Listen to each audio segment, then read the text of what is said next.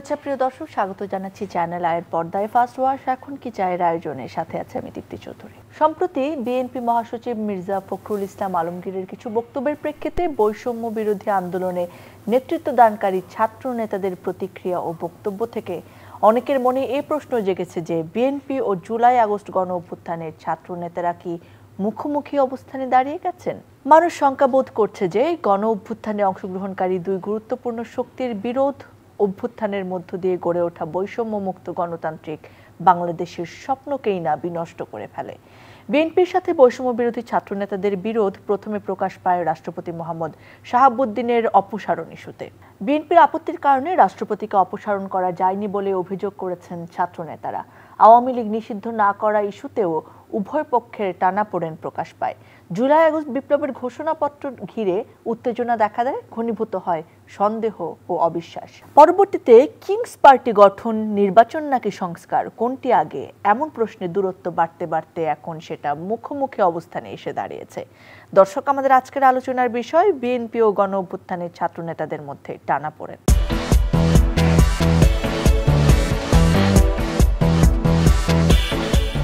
এ বিষয়ে কথা বলার জন্য আজকে আমাদের সঙ্গে উপস্থিত রয়েছেন জাতীয়তাবাদী কৃষক দল কেন্দ্রীয় কমিটির যুগ্ম সাধারণ সম্পাদক ফজলে হুদা বাবুল।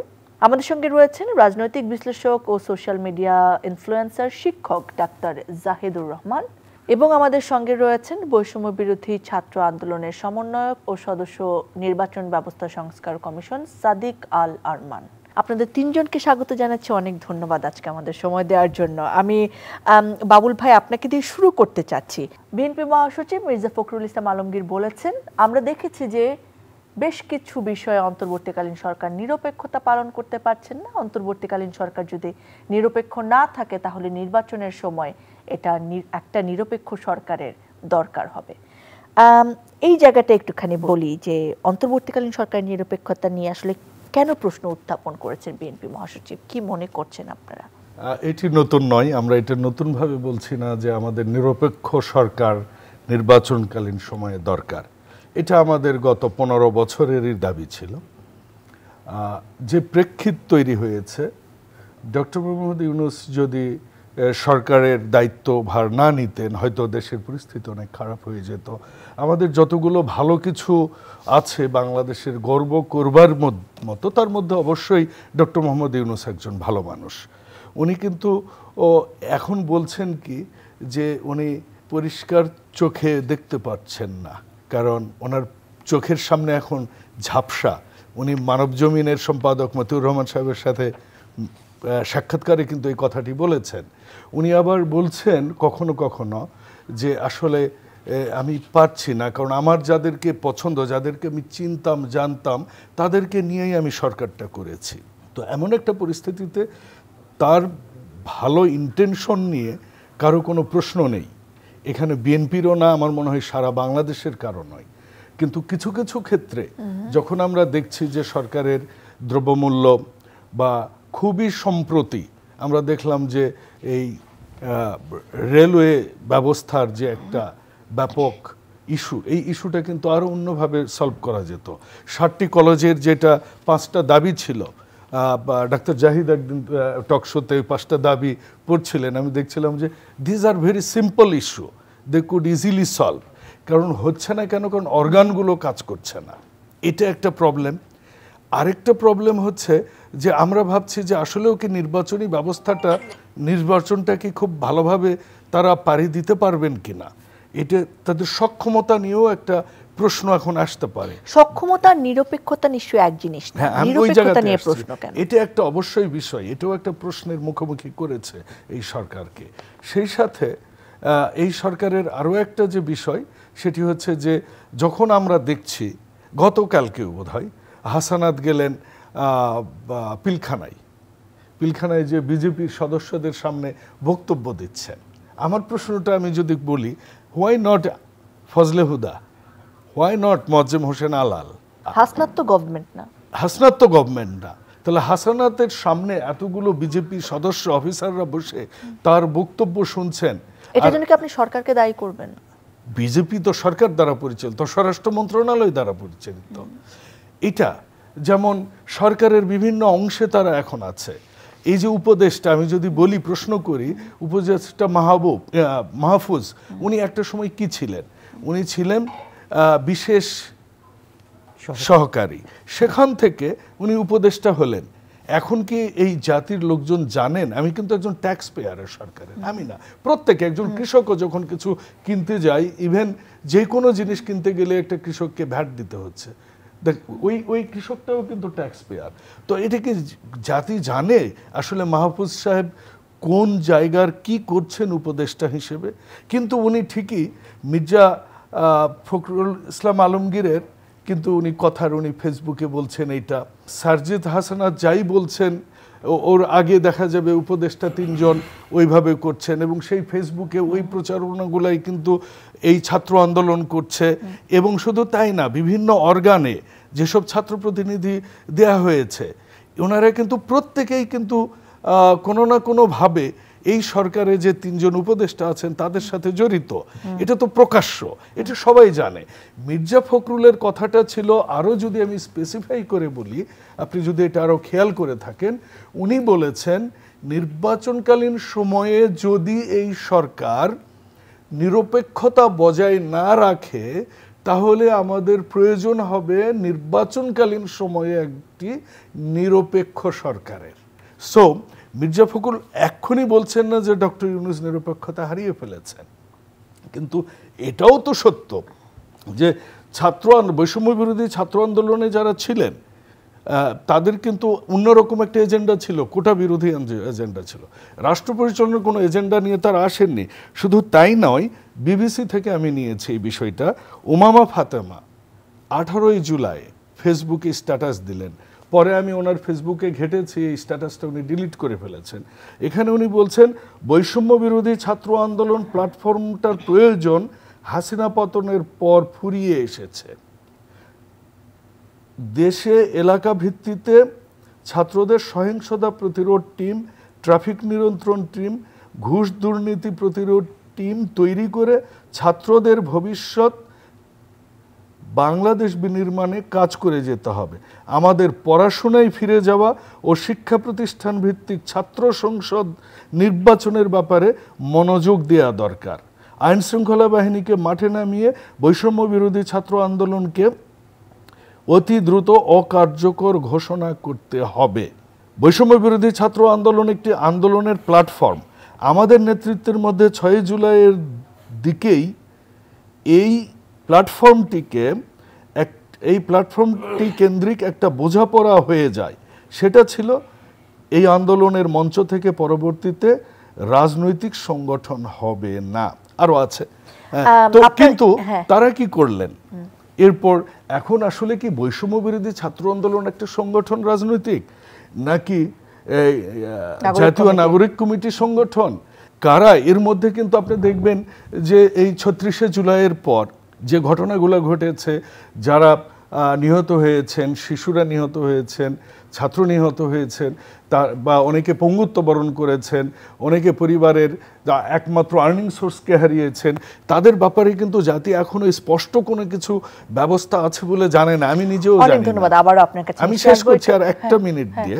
সেটি হচ্ছে যে সবশেষে কি হয়েছে, সবশেষে আলটিমেটলি কি হয়েছে, তারা রাজনীতির এবং সরকারের দুটারই একটা পার্ট হওয়ার চেষ্টা করছে। আমরা বলছি ইউ আর মোস্ট ওয়েলকাম। রাজনৈতিক দল অনেক আছে, তারা যদি রাজনৈতিক দল গঠন করে আমরা সব সময় স্বাগত জানাবো, কারণ বিএনপি বহুদলীয় গণতন্ত্রেই বিশ্বাস করে। আমাদের দলের প্রতিষ্ঠাতা শহীদ প্রেসিডেন্ট জিয়াউর রহমান এই বহুদলীয় গণতন্ত্রেরই প্রবক্তা।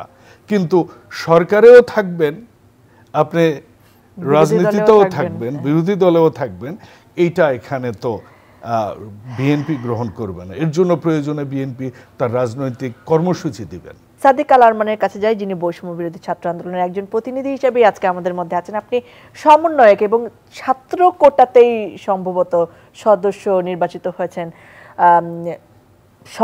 নির্বাচন ব্যবস্থা সংস্কার কমিশনের। তো সেখানেও একটি কোটা ছিল আসলে, এবং আমরা দেখেছি যে ডক্টর মোহাম্মদ ইউনূস প্রথমেই তার বক্তব্যে বলেছেন যে আমাকে ছাত্ররা বসেছে ক্ষমতায়।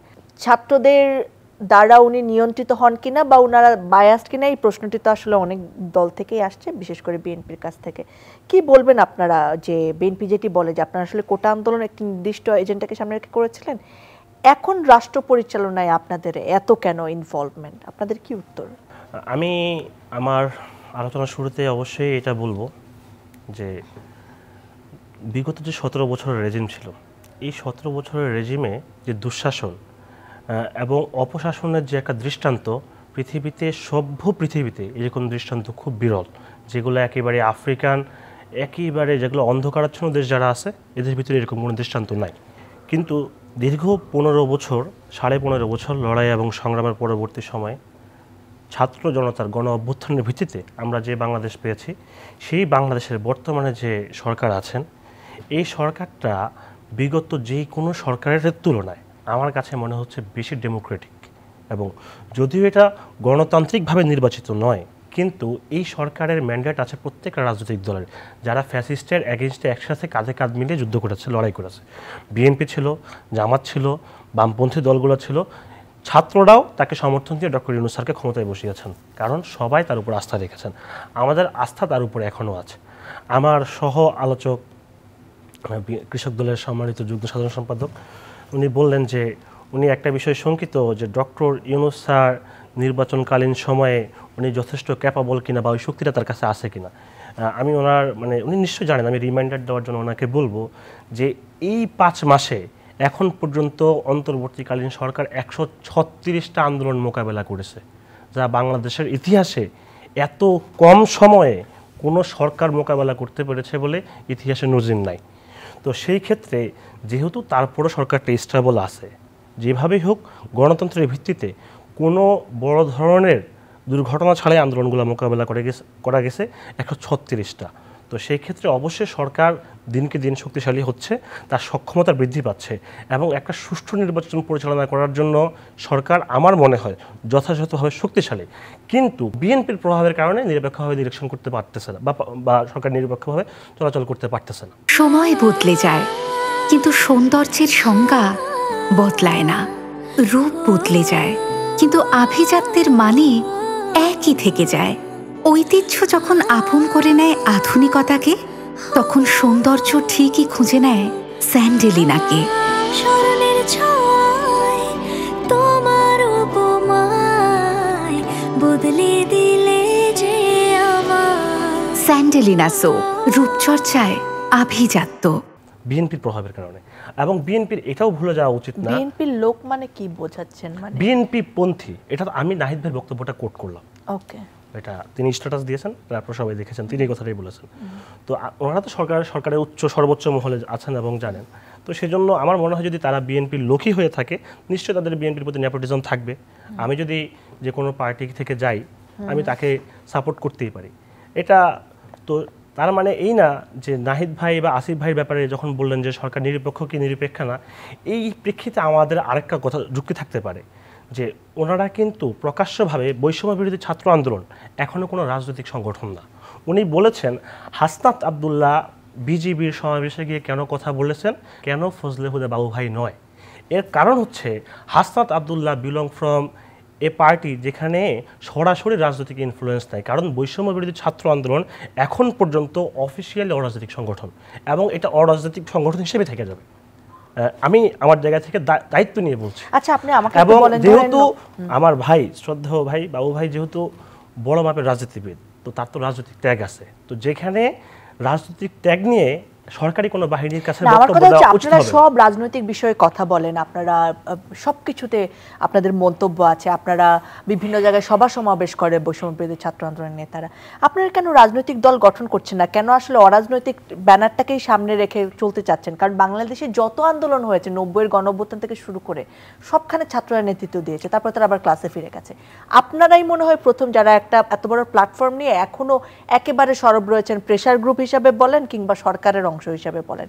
কেন আপনারা আসলে সেই এটা অ্যাবলিশ করে দিচ্ছেন না কিংবা সরাসরি একটা রাজনৈতিক দল গঠন করছেন না? আপনি জানেন যে আমাদের যে নাগরিক কমিটিতে যারা আছেন তারা ওপেনলি ডিক্লেয়ার করেছেন যে তারা রাজনৈতিক একটা দল গঠন করবেন। যখন রাজনৈতিক দল গঠন করবেন তখন আমি আপনার কাছে সিম্প্যাথি চাইবো না, আমি আপনার কাছে গ্রেস চাইবো না, এই বলে যে আপনি আমার প্রতি ছোট বলে, আমি ছাত্র বলে আপনি আমাকে আক্রমণ করে, তাহলে তো এটাও হতে পারে যে গ্রেসটা পাওয়ার জন্য আপনারা এখনো সরাসরি করছেন না, ইনডিরেক্টলি করছেন। এখন পর্যন্ত তো আমরা নন পলিটিক্যাল আছি। যখন পলিটিক্যাল ফর্মে যাব তখন, কখন যাবেন? খুব শিগগির, হয়তো বা ফেব্রুয়ারির মাঝামাঝি সময়ে আমাদের পক্ষ থেকে বলা হয়েছে যে পলিটিক্যাল পার্টি ফর্ম করা হবে। কিন্তু নাগরিক কমিটি এটা এখানে থাকবে, বৈষম্য বিরোধী ছাত্র আন্দোলন এই প্ল্যাটফর্মটাও থেকে যাবে, এটা নিরাপদ সড়ক আন্দোলনের মতো। তাহলে কি আপনি বৈষম্য বিরোধীতেও থাকবেন আবার ওই রাজনীতিতেও থাকবেন? না, যারা পলিটিক্যাল পার্টিতে চলে যাবে তারা এখানে থাকবে না। এখানে যারা থাকবে, যারা সম্পূর্ণভাবে নিরপেক্ষ এবং অরাজনৈতিকভাবে থাকবে, নিসার মতো। আর সেখানে আমার বিএনপি সহ আলোচকের প্রতি আরেকটা বিষয় আমার উল্লেখ করার আছে, বর্তমানে বিএনপির প্রতি সাধারণ যে মানুষ আছে তাদের যে বর্তমান কার্যক্রম, আমি বিএনপির শুভাকাঙ্ক্ষী হিসাবে বলবো, মানুষ এগুলো ভালোভাবে নিচ্ছে না। কি কার্যক্রম? আপনি নিশ্চয়ই জানেন যে পাড়ায় পাড়ায়, মহল্লায় মহল্লায় কিছু কিছু ব্যক্তি, দল তাদের বিরুদ্ধে চাঁদাবাজের বিরুদ্ধেও আছে। না, সেই ক্ষেত্রে আপনি দেখান যে সমন্বয়কদের বিরুদ্ধে অভিযোগ, পদত্যাগও করেছেন এই চাঁদাবাজির, সমন্বয়কদের বিরুদ্ধে যদি চাঁদাবাজের অভিযোগ থাকে সেই ক্ষেত্রে অবশ্যই সমন্বয়কদেরকে আইনের আওতায় আনা হোক। কিন্তু এই সংখ্যাটা উনি বলেছেন 23 জন, বিএনপি 23,000-এর উপরে হবে। এবং বিএনপি কত মানুষকে বহিষ্কার করেছে, তারপরে এটা কন্ট্রোল করা গেছে। তার মানে বিএনপির উচিত যে বর্তমান যে কার্যক্রম, মানুষ এত রক্ত দিয়েছে এগুলো দেখার জন্য না, সুষ্ঠু স্বাভাবিক গঠনতান্ত্রিক একটা রাজনীতি দেখার জন্য। সেটাই আমাদের চাওয়া। জাহিদ ভাই, আপনার কাছে আসতে যাচ্ছি। আপনি দুই দলের কথাই মন দিয়ে শুনছিলেন, আমি দেখছি মাঝে মাঝে আবার মুচকিও হয়েছেন। অন্তর্বর্তীকালীন সরকারের নিরপেক্ষতা নিয়ে বিএনপি মহাসচিবের প্রশ্ন তোলা ও নির্বাচনের সময় নিরপেক্ষ সরকারের দাবি আরেকটা 1-11 সরকার ইঙ্গিত বহন করে বলে মন্তব্য করেছেন নিজের ভেরিফাইড ফেসবুকে অন্তর্বর্তী সরকারের তথ্য ও সম্প্রচার উপদেষ্টা নাহিদ ইসলাম। আপনি নিশ্চয়ই সেটি দেখেছেন। তিনি আরও বলেছেন যে বিএনপি কয়েকদিন আগে -2 এর আলোচনা করলেও এখন ক্ষমতায় যাওয়ার পথ সুগম করার জন্য নিরপেক্ষ সরকারের নামে আরেকটি 1-11 সরকার প্রস্তাব করছেন। এই ধরনের পরিকল্পনা গণতন্ত্র ও জাতীয় স্বার্থের বিরুদ্ধে যাবে এবং ছাত্র জনতা কোনোভাবেই তা মেনে নেবে না। এবং এই প্রস্তাবকে তিনি বিএনপির বিরুদ্ধে ষড়যন্ত্র বলে অভিহিত করেছেন। বিএনপি মহাসচিবের এই যে নিরপেক্ষ সরকারের দাবিকে কেন আসলে বিএনপির বিরুদ্ধে ষড়যন্ত্র বলছেন তিনি, আপনার কি মনে হয় আপনি একজন রাজনৈতিক বিশ্লেষক হিসেবে? ধন্যবাদ। আমার কাছে এই স্ট্যাটাসটা খুবই স্ববিরোধী মনে হয়েছে এবং আমি প্রকাশ্যে আরও বলেছি, আমি হতাশ হয়েছি। মানে জনাব নাহিদ ইসলাম আমার কাছে কিন্তু এই মুভমেন্টের, আমি এই শব্দটা ব্যবহার করি, হি ওয়াজ দ্য পোস্টার বয়। মানে হোয়াট হি ডিড, মানে এটা আসলে আমাদের ইতিহাসের পার্ট হয়ে গেছেন। এবং অনেকে অনেক রকম, আমরা কথ্য ভাষায় বলি না, বেফাঁস কথা বলছেন, কিন্তু জনাব নাহিদ ইসলামকে আমরা দেখেছি ওনার এই জায়গাটা স্থির ছিল। কিন্তু এই স্ট্যাটাসটা উনি খুব বেশি রিয়্যাক্ট করেছেন। আমি একটু মির্জা ফখরুল সাহেবের বক্তব্যে আসি। উনি বলেছেন যদি নিরপেক্ষতা নিয়ে প্রশ্ন ওঠে তাহলে ইত্যাদি। এরপরে তাকে জিজ্ঞেস করা হয়েছিল, আমরা অনেকে এটা মিস করেছি, আপনি কি মনে করেন সরকারের নিরপেক্ষতা নিয়ে কোনো প্রশ্ন এসেছে? উনি বলছেন না, এখন পর্যন্ত কোনো প্রশ্ন আসেনি। তো তাহলে উনি স্বাভাবিকভাবে এটা বলছেন এবং যদি হয় তাহলে এটা হবে। আচ্ছা, এটা ইভেন জনাব নাহিদ ইসলামেরও এভাবে ফেস না করে, এটা সরকার নিজে এটা নিয়ে আলোচনা করে, ডক্টর ইউনূস কিন্তু তখন দেশে ছিলেন না, উনি দাভোসে ছিলেন ওয়ার্ল্ড ইকোনমিক ফোরামের প্রোগ্রামে। ওনারা আসলেন, ক্যাবিনেট বসলো, বসে ডিসাইড করে তারা তাদের মতো করে একটা রিয়াকশন দিতে পারতেন, কিন্তু না, উনি এটা করলেন। নট অনলি দ্যাট, এরপর বিবিসি বাংলার সাথে উনি আবার কথা বলেছেন, যেটা হিট অফ দ্য মোমেন্ট করেছি, ঠিক আছে আমি রেস্ট্রিক্টেড হব না। উনি ওখানে বসে আবার বিএনপির গলায় আওয়ামী লীগের টোন দেখা যাচ্ছে, এরকম একটা মন্তব্য করেছেন। আচ্ছা, ওনার এই স্ট্যাটাসের জায়গায় যদি আমরা যাই, মানে জাহিদ ভাই আপনি কথা কন্টিনিউ করার মধ্যে কি আমরা একটু উপদেষ্টার মেইন জায়গাগুলো একটু দেখে আসি দর্শকদের সাথে নিয়ে, আমার মনে হয় তাহলে আসলে সুবিধা হবে। প্রিয় দর্শক, চলুন আমরা দেখে আসি বিভিন্ন পত্রপত্রিকা এবং ফেসবুক স্ট্যাটাস থেকে আমরা যে কয়েকটি পয়েন্টস আজকে জানলে আমাদের সুবিধা হবে সেগুলো একটু দেখে আসি, শুনে আসি।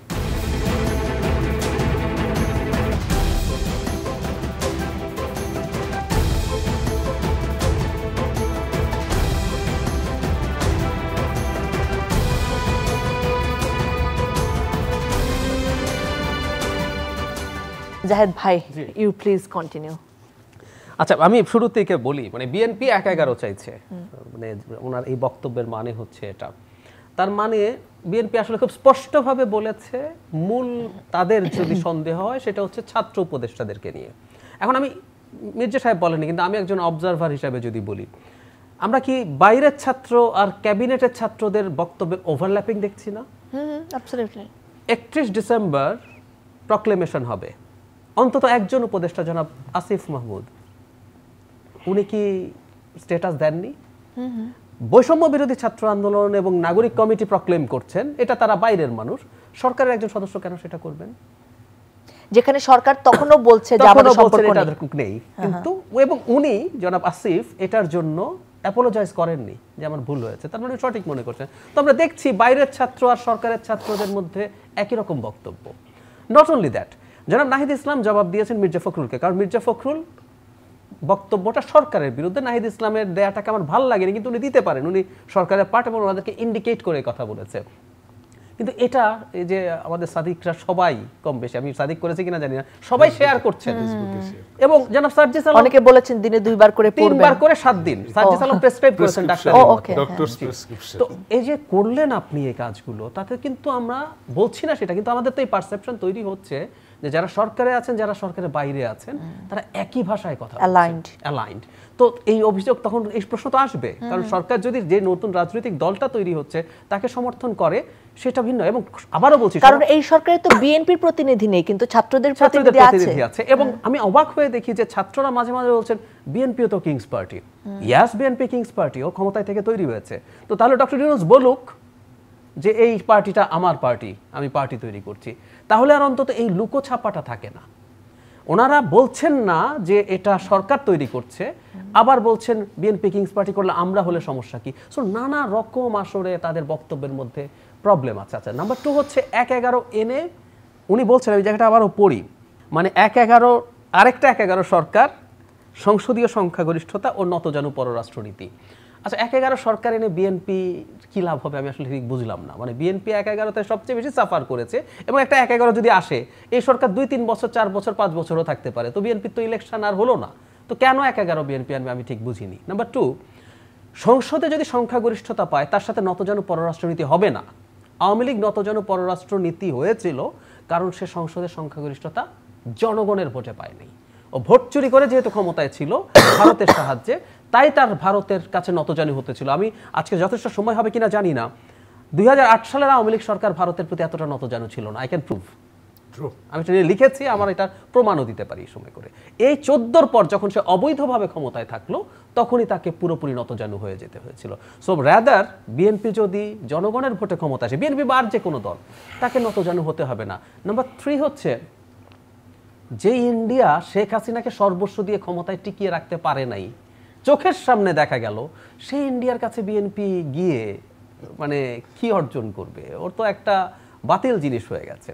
এবং একটা জায়গায় উনি বিএনপির জন্য ক্ষতিকর বলছেন।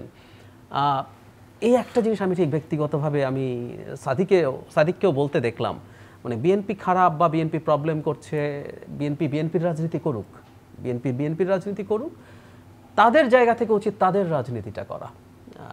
মানে বিএনপি যদি খারাপ করে, টেকনিক্যালি বলছি, নতুন যে রাজনৈতিক দল আসবে তাদের জন্য তো ভালো, আওয়ামী লীগ তো শেষ, বিএনপিরও অবস্থা কাহিল। তো তারা তাদের যে ম্যানিফেস্টো আছে সংস্কার সহ আর যা যা দাবি, সেগুলো জনগণের সামনে নিয়ে গেলেই তো তারা ভোটে জিতে যান, এবং তারা সব কিছু তারা করতে পারেন।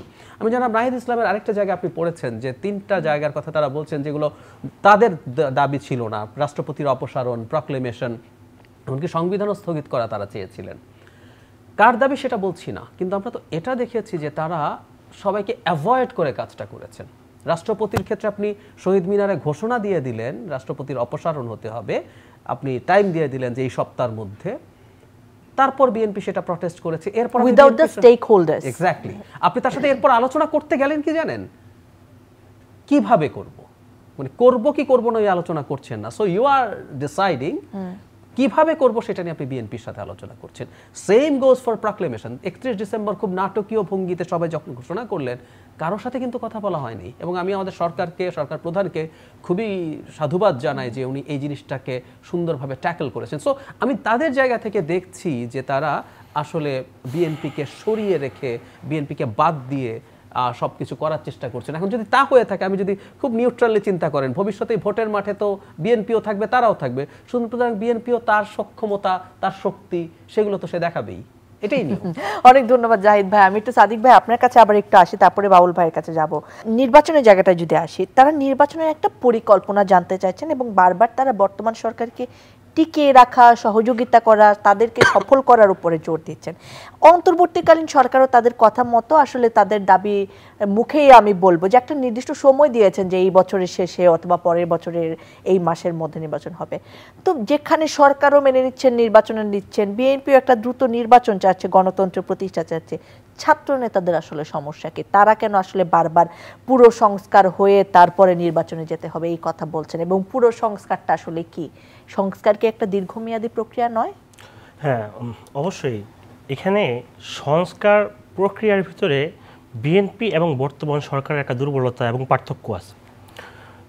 বিএনপি একটা পলিটিক্যাল পার্টি, যারা ইলেকশন পার করতে হয়, ভোটের রাজনীতি করে মানুষের ভোট নিয়ে ক্ষমতায় আসতে হয়, তাকে অনেককে ম্যানেজ করে চলতে হয়। এই জন্য একটা নির্বাচন পার করার জন্য সে যে কোনো ধরনের রাজনৈতিক পদক্ষেপ তাদের আইডিওলজির সাথে যেগুলো যায় তারা সেগুলো করে, রাজনৈতিক কর্মকাণ্ড তারা করছে। কিন্তু অন্তর্বর্তীকালীন সরকারের সেই বাধ্যবাধকতাটা নাই। আমি যদি অন্তর্বর্তী সরকারে কখনো ইলেকশন করে আরেকবার ডক্টর ইউনূসকে ক্ষমতায় আসতে হবে না। তো বিএনপির যেখানে আরেকজনকে খুশি করার মতো সম্ভাবনা থাকে, বিএনপি না, যে কোনো পলিটিক্যাল পার্টি, বিএনপি হোক, অন্যান্য জামাত হোক, যে কেউই হোক, তারা তো মানুষের কাছ থেকে ভোট আনতে হবে। কিন্তু অন্তর্বর্তীকালীন সরকারের সে বাধ্যবাধকতা না থাকার কারণে এই সংস্কারটা অন্তর্বর্তীকালীন সরকারের নিরপেক্ষভাবে করতে পারবে। কিন্তু বিএনপির পক্ষে বা অন্যান্য দল যদি যারা ভোটে ক্ষমতায় আসবে তাদের পক্ষে সম্পূর্ণ নিরপেক্ষভাবে সংস্কারটা করা সম্ভব না। সেই জায়গা থেকে আমাদের দাবি হচ্ছে যে সংস্কার প্রক্রিয়াটা আগে যদি সম্পন্ন হয়, সেই ক্ষেত্রে আগামী প্রজন্ম, আগামী বাংলাদেশ প্রক্রিয়ার কি কোনো কাঠামো আছে যে এইটুকু হইলে আসলে পুরো সংস্কার হয়ে যাবে? আপনাদের কি এরকম কিছু আছে বা এই সরকারের আছে? প্রস্তাবনাগুলো আপনি দেখেছেন, মাত্র 4টা পেয়েছে, আরো তো অনেক বাকি আছে এবং সেটা ইমপ্লিমেন্টেশন বাকি আছে, তাই না? না, এখন ইমপ্লিমেন্টেশনের যে বিষয়টা, ইমপ্লিমেন্টেশনটা করবে তো হচ্ছে সরকার। তো সরকারটা যদি আমি যথাযথ সময় না দেই সরকারকে, সরকার এটা কিভাবে ইমপ্লিমেন্টেশন করবে? যথাযথ সময় কতটা ভাই? কারণ মানুষ তো আসলে একটা নির্বাচন চায়। আপনি গত 17 বছর যে প্রশাসন আছে, যারা আজকে নির্বাচন কমিশনে আছে, মন্ত্রণালয়গুলিতে আছে, পুলিশে আছে, কালকে ডক্টর আসিফ নজরুল বলেছেন যে 80% পুলিশের হৃদয়ে এখনো ছাত্রলীগ আছে। এই প্রশাসন দিয়ে আপনি কেমন করে একটা বাংলাদেশ দেখবেন যেখানে ফ্যাসিবাদী শক্তিরা উত্থিত হবে না? বিএনপির আরেকটা বিষয় যে আমাদের সাথে দ্বিমতের একটা কারণ, আমি সেটা অ্যাড করবো, যে গতকালকে যাত্রাবাড়িতে দুনিয়া কলেজের সামনে একটা বিএনপি নেতা 25 বছর বয়সী, তাকে ছাত্রলীগের সন্ত্রাসীরা কুপিয়ে হত্যা করেছে। তো কতটা দুঃখজনকভাবে বিএনপি সারা দেশে কতগুলো নেতা কর্মীকে এভাবে আওয়ামী লীগ গত 17 বছর হত্যা করেছে। তার পরবর্তীতে আওয়ামী লীগকে যখন নিষিদ্ধ করার কথা আসে, তখন বিএনপির পক্ষ থেকে এখানে বিরোধিতা করা হয়। তো এটা তো স্বঘোষিত এবং নিজেদের বিরুদ্ধে স্ট্যান্ড। আমার মনে হয় যে বিএনপি তৃণমূলের যেসব নেতাকর্মী আছে তাদের যে কষ্ট, তাদের যে দাবি, তার দাবিটা মনে হয় বিএনপির উচ্চতর যে নেতৃবৃন্দ আছেন তারা বুঝতে পারছেন না। এবং সংস্কার প্রক্রিয়ার ক্ষেত্রে বিএনপি ন্যূনতম যে সংস্কারটুকু তারা বলেছে যে আমাদের তো অ্যাটলিস্ট প্রশাসনটাকে আওয়ামী মুক্ত যদি না করা হয়, অ্যাটলিস্ট নিরপেক্ষ করতে হবে, যেখানে সুন্দর একটা ফেয়ার ইলেকশন হবে। যদি আমরা এটা করতে না পারি, ভবিষ্যতে যে বিএনপি এখন ভোট নিয়ে ক্ষমতায় আসবে, তারা যে আরেকবার ফ্যাসিস্ট হবে না, এই নিশ্চয়তা কিন্তু কেউ দিতে পারবে না। আমার শ্রদ্ধেয় আলোচক ডাক্তার জাহেদ ভাই, আমাদের কমিশনের সবচেয়ে পরিচিত মুখ এবং অত্যন্ত জ্ঞানী ভাই, বলেছেন যে 1-11 নাহিদ ইসলাম ভাই কাকে মিন করেছেন, সেখানে বিএনপির ক্ষতি। আমি এখানে বলবো, ভাই মিন করেছেন, আমার অ্যাজাম্পশন, আমার অনুমান যে আওয়ামী লীগ 2008 সালে 29শে ডিসেম্বর যে ইলেকশনের মাধ্যমে ক্ষমতায় এসেছে সেটা একটা পাতানো ইলেকশন ছিল। ভাই নিশ্চয়ই জানে যে এরকম শত শত কেন্দ্র আছে যে কেন্দ্রে ভোটের সংখ্যা ছিল 114%, 115%। কোনোভাবেই 2008 সালের ইলেকশনকে আমি একটা সুষ্ঠু নির্বাচন বলতে পারি না। এটা আমাদের জাতির সাথে সম্পূর্ণ রঙের তামাশা। কারণ একটা পাতানো নির্বাচনের মাধ্যমে আওয়ামী লীগ ক্ষমতায় আসছে। বাংলাদেশে কোন নির্বাচন তাহলে সুষ্ঠু ছিল? সেক্ষেত্রে আপনি 1991 সালের নির্বাচন, এটা অনেকটাই আমার মনে হয় যে দৃষ্টি সবার কাছে অ্যাকসেপ্টেবল। 96 বা অন্যান্য পরবর্তী নির্বাচনগুলো এতটা বিতর্ক নাই। 2008 সালের নির্বাচনকে আমরা যেভাবে বৈধতা দিচ্ছি, এইভাবে বৈধতা দিলে কিন্তু আওয়ামী লীগকে আমরা এই বৈধতা দিয়ে দিচ্ছি তাদের চুরি চামারি এবং জনগণের ভোট চুরি করে ক্ষমতায় আসার কারণে। ধন্যবাদ সাদিক ভাই, আবার আসবো। বাবুল ভাই, আপনার কাছে একটুখানি শুনি। আওয়ামী লীগের নিষিদ্ধকরণ নিয়ে আসলে আপনাদেরকে প্রশ্ন করা হয়, যেটা সাদিক ভাই বললেন, আরো আসলে অনেকেই বলেছেন। আমি শেষ করতে পারিনি জাহিদ ভাই পয়েন্টটা, যেটা আমি শেষ করে দেব, সেটা হচ্ছে আওয়ামী লীগ যেহেতু ভারত বা যে কোনো অদৃশ্য শক্তির ক্ষমতায় 2008 সালে ক্ষমতায় এসেছে 111-এর মাধ্যমে, নাহিদ ইসলাম ভাই আশঙ্কা প্রকাশ করেছেন এইরকমভাবে কোনো দল কোনো কিছু করে অদৃশ্য শক্তির মাধ্যমে আবার ক্ষমতায় আসে কিনা, যারা ভবিষ্যতে ফ্যাসিস্ট হয়ে যায়। এটা উনি আশঙ্কা প্রকাশ করেছেন, আমি তার বক্তব্যটা ব্যাখ্যা করলাম। ওকে, বাউল ভাই আপনার কাছে আসি, যে আওয়ামী লীগের নিষিদ্ধকরণে আপনারা বাধা দিয়েছেন, এই অভিযোগ ওঠে, সাদিক ভাইও এই অভিযোগটা তুলেছেন। অন্তর্বর্তীকালীন সরকারও তো আসলে আওয়ামী লীগ নিষিদ্ধকরণে কোনো পদক্ষেপ তারা নেয়নি, বরং অনেক উপদেষ্টা বলেছেন যে আমাদের এরকম কোনো নিষিদ্ধকরণের পরিকল্পনা নেই। কেন আসলে বিএনপির বিরুদ্ধে আসলে তীর আসে যে আপনারা নিষিদ্ধ করতে দিচ্ছেন না? এটা একটা আমি স্পেশালি গত বছর 5 থেকে আমি একটা জিনিস লক্ষ্য করেছি, বিএনপি যেটাই করে ভালো করলেও ওটা করলো কেন, আর খারাপ করলেও এটা করলো কেন। মানে রোজার মধ্যে আমরা যদি আন্দোলন বন্ধ রাখি, যদি বলি ঈদের পরে, এটাও একটা মিডিয়ার ইয়ে হয়ে যায়, স্টোরি হয়, ঠিক আছে। আমরা যদি ভালো কিছু করি তাও বলে এটা কি করার সময়। তো বিএনপির এই প্রবলেমটা আছে এবং এটা আমরা নিয়েই চলি, এবং বিএনপি এখন বাংলাদেশের সবচেয়ে বৃহত্তর একটা দল। সারাদিন ল্যাপটপ, ফোন আর অফিসের কাজ। আমি চললাম, তুমি থাকো তোমার কাজ নিয়ে। হয়তো তোমারই জন্য হয়েছি যে প্রেমে বন্য। আমাদের মধ্যে এখনো প্রেম আছে, জানি তুমি অনন্য, তাই শুধু তোমাকেই চাই। জীবনের প্রতিটি মুহূর্ত হয়ে উঠুক স্পেশাল। ত্বকের যত্নে রোজ অয়েল এক্সট্রাক্ট এবং ময়শ্চারাইজার সমৃদ্ধ তিব্বত পমেড। আমাদের সম্পর্কে সমালোচনা আসবে। আপনারা জানেন যে আমাদের ভারপ্রাপ্ত চেয়ারম্যান তারেক রহমান কার্টুনিস্ট শিশিরকে বলেছে, মানে কোনোদিনও তার সম্পর্কে কিছু বলেননি, কিন্তু উনি অ্যাপ্রিসিয়েট করে বলেছেন এগুলো আসুক, আমার তো অসুবিধা নেই। কারণ বিএনপির গঠনতন্ত্রটাই এভাবে, বিএনপির বিষয়টাই এরকম যে আমরা কোনো নিষিদ্ধের পক্ষে না। সেই বাকশালের সময় 1975 সালের আগে যেরকম সমস্ত পত্রিকা বন্ধ করা হয়েছে, সমস্ত রাজনৈতিক দল নিষিদ্ধ করা হয়েছে, কিংবা আওয়ামী লীগ যেরকম জামাতকে নিষিদ্ধ করেছে, আমরা তো নিষিদ্ধের পক্ষে না, আমরা হচ্ছে জনগণের পক্ষে। আপনি সাউথ আফ্রিকান সেই অবিসংবাদিত নেতা নেলসন ম্যান্ডেলা একটা কথা বলেছিলেন যে আমার কি ভালো হবে, আপনার কি ভালো হবে, সেটার চেয়ে বড় কথা জনগণের কোনটা করলে ভালো হবে, জনগণের ভালো কোনটা হবে। বিএনপি ওই মতাদর্শে কিছুটা বিশ্বাস করে যে এখানে যে জনগণ কি চায়, জনগণের ভালো হয় কিভাবে, জনগণ যেটা নির্বাচিত করবে, জনগণ আওয়ামী লীগকে প্রত্যাখ্যাত করলে আওয়ামী লীগ প্রত্যাখ্যাত হয়ে যাবে। আমরা তো কখনোই বলিনি যে আওয়ামী ফ্যাসিস্টের বিচার করব না, আমরা তো কোনোদিনও বলিনি আওয়ামী লীগকে আমরা ছাড় দিব তাদের অন্যায় অপকর্মের কারণে। বরঞ্চ আমরা দেখছি এই সরকার, এই নাহিদ একসময় বলছে যে আমাদের 72-এর সংবিধান দরকার নাই, জাতীয় সঙ্গীত দরকার নাই, আরেকজন বলছে আমাদের 71-এর মুক্তিযুদ্ধের আমাদের কনসিডারেশনে কেন নিতে হবে। থ্যাঙ্কস, ওই গতকালকে একটি স্ট্যাটাস আবার দেখলাম মাহফুজ সাহেব বলতে হয় কারণ এখন উনি উপদেষ্টা, তো উনিও একটা সুন্দর স্ট্যাটাস দিয়েছেন গতকালকে মুক্তিযুদ্ধ নিয়ে, ভালো লেগেছে। ওই একটা কথা আছে না, এতক্ষণে অরিন্দম কহিল বিষাদে। এখন বিষয় হচ্ছে যে ওনারা আসলে ওনাদের নিজস্ব এজেন্ডাগুলো আমার মনে হয় ফিক্স হয়নি এখনো। দে শুড ফিক্স কাদের, সরকারের নাকি ছাত্র বৈষম্য বিরোধী ছাত্রদের। এবং সেই সাথে ওই যে কখনো কখনো আমাদের মহাসচিব স্যার কিন্তু যে কথাটা বিবিসির সাক্ষাৎকারে বলেছেন, ওখান থেকে যদি একদম আমি কোট আনকোট করি, উনি বলছেন, জাহিদ ভাই ব্যাখ্যা করেছেন এটা, যদি সরকার পূর্ণ নিরপেক্ষতা পালন করে তাহলে তারা নির্বাচন কন্ডাক্ট করা পর্যন্ত থাকবেন, যদি না হলে তো নিরপেক্ষ সরকারের প্রয়োজন হয়। শেষ করছি আমি আরেকটা কথা দিয়ে, যেটা দিয়ে আপনি বলেছেন যে 111 নিয়ে, তারা আমার কাছে মনে হয়েছে ওই যে কেষ্ট ঘরে কে কলা খায়নি, এরকম একটা ঠাকুর ঘরে কে আমি কলা খাইনি। তো বিষয়টা কি এরকম যে কারণ বিএনপির এই যে 15-17 বছরের যে অত্যাচার নির্যাতন, ম্যাডাম খালেদা জিয়ার এই শারীরিক অবস্থা, তিনি তার একটা সন্তানকে হারিয়েছেন, আরাফাত রহমান কোকোকে হারিয়েছেন, তারেক রহমানকে যেভাবে ঝুলিয়ে এই ভারতের আমাদের তো রাজনীতি শুরুই হয়েছিল, আমরা বলেছিলাম যে রুশ ভারতের দালালেরা হুঁশিয়ার সাবধান।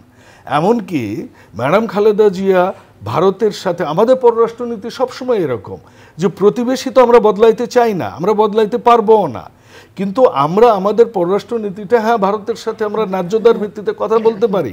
ম্যাডাম খালেদা জিয়ার সময় যখন পাটের অ্যান্টি ডাম্পিং শুল্ক আরোপণ করা হয়েছে, ম্যাডাম এটা ভারতের কাছে যখন জাস্টিস পান নাই, উনি ওয়ার্ল্ড ট্রেড অর্গানাইজেশন পর্যন্ত এটা নিয়ে গেছেন এবং বিএনপি তখন এটা বিএনপি সরকার এটা উইনার হয়েছে এবং আমরা এত দূর পর্যন্ত ভারতের সাথে করেছি।